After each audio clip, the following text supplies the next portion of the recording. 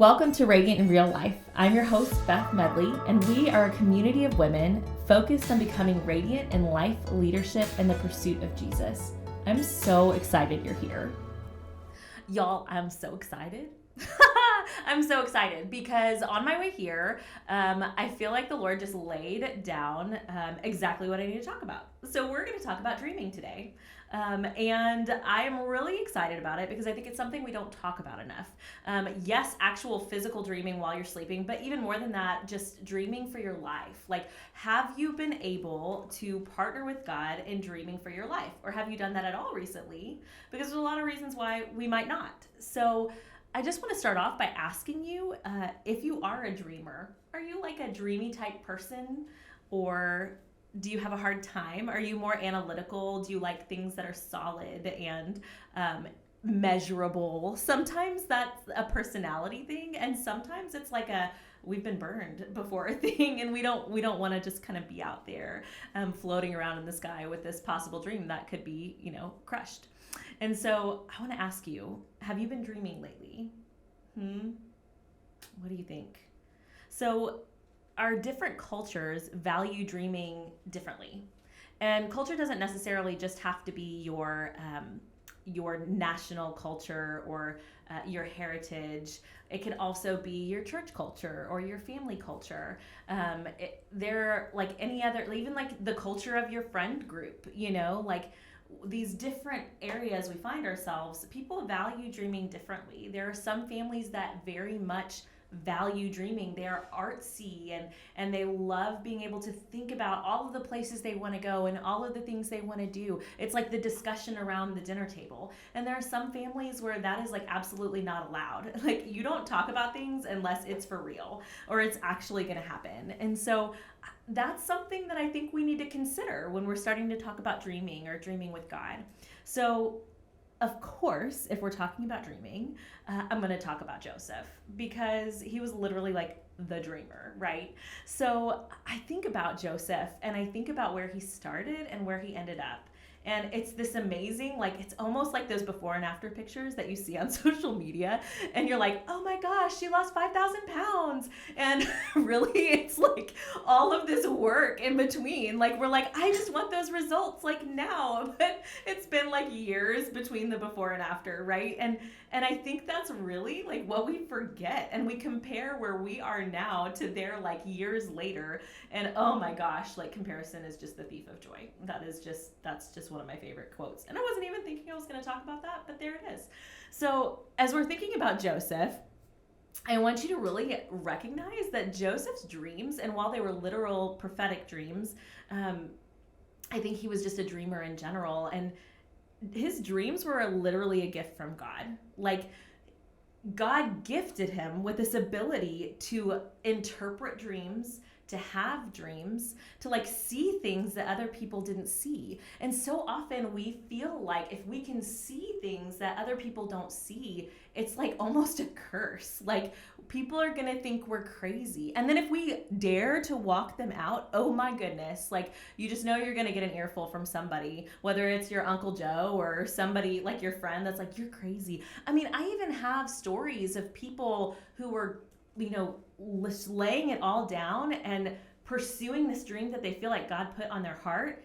And their small groups at church had like an intervention for them, okay? Because they were like, this is not wise and you're not doing what God would have you do. And literally it was like what God asked them to do. And 20 years later, they have that perspective. But in that moment, oh my goodness. So I imagine Joseph like sitting in this jail cell for something that he didn't do, actually like ran from it naked through the streets, like humiliated himself in order to not do this thing, sitting in jail, feeling like forgotten by God, like all of his dreams were crushed. And we think that maybe, okay, but he had this dream, he knew it was going to happen. But how many of us question the things that God tells us? Like, we know that God has had this dream in his heart. It's like, I know, I've seen a picture of myself speaking to women, right? And yet in the middle of the journey, I'm like, this is never going to happen. I don't see a way. So have you, like, does that resonate with you? Is that something that you're like, yeah, I had this dream and I've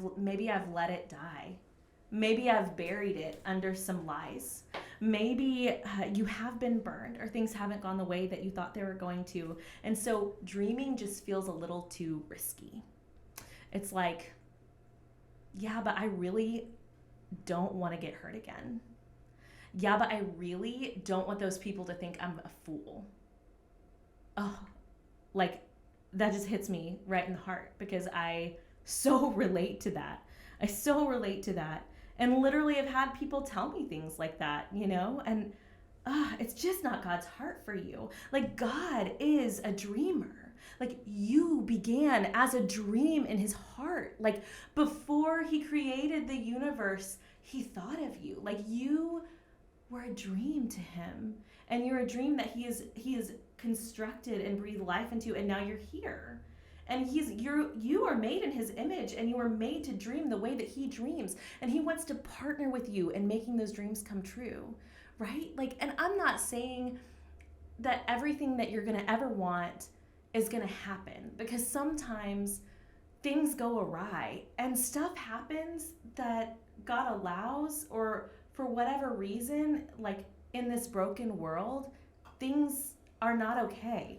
And I'm not saying that everything happens for a reason, because honestly, sometimes it was totally wrong that happened to you. Like, it was not okay.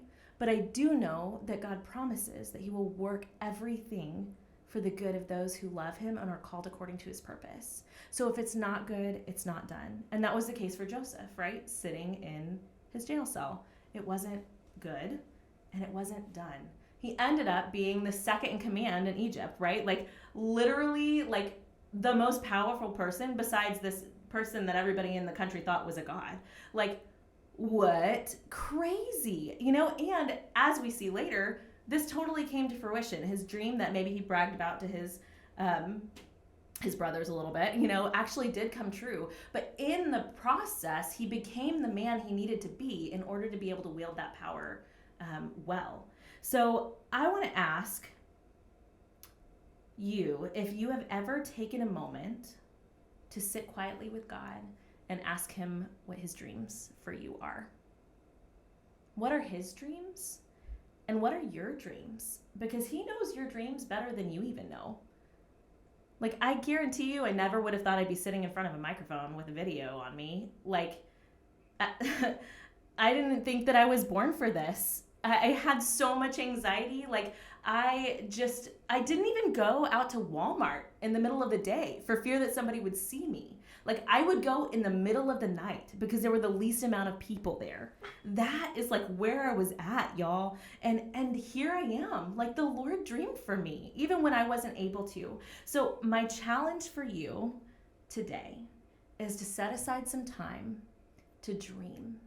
You don't need to worry about the how. We're not going to worry about the strategy, because that will come later. I just want you to worry about the what. Not even worry, just allow yourself a little bit of space to let your mind just wander with God. Go on a walk. What is your dream for today? What if today anything could happen? What's your dream for today? What's your dream for this month, for this year? What's the dream for the next 5 years? And if you put that down on paper and ask the Lord to bless it and to give you strategy for the Spirit to lead you, oh my gosh, you will be so surprised at what comes if you just choose to partner with him. So I just want to bless you in your dreaming, and I want to ask you just to remind yourself, even daily, God, you dreamed of me. Now help me dream. Thank you for listening to our episode today. Hit that subscribe button and leave us a review. So I have one last question before you go. How are you going to radiate this week? In life, in leadership, or in your pursuit of Jesus?